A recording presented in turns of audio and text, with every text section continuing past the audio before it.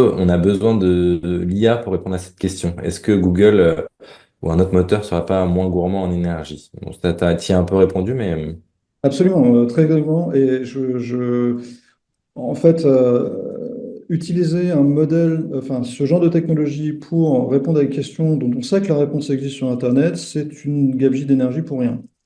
Effectivement. Et faire une requête sur un modèle comme ça, c'est 10 fois plus consommateur en gros qu'une requête Google classique avec Google ou Ecosia ou tous les moteurs de recherche classiques avec des mots-clés. logiciels ou des solutions pour détecter l'IA, notamment dans les textes. Et là, on pense à l'IA utilisée potentiellement par des Euh, élèves qui pourraient être...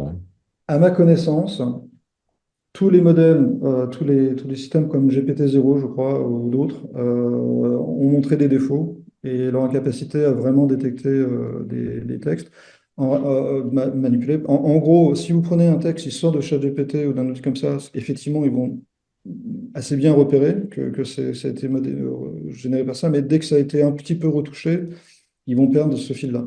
Aujourd'hui, on travaille beaucoup, enfin, les créateurs de modèles essayent de faire des sortes de filigranes à l'intérieur des textes, à l'intérieur des images, pour qu'on puisse identifier après coup que ça a été généré malgré des modifications.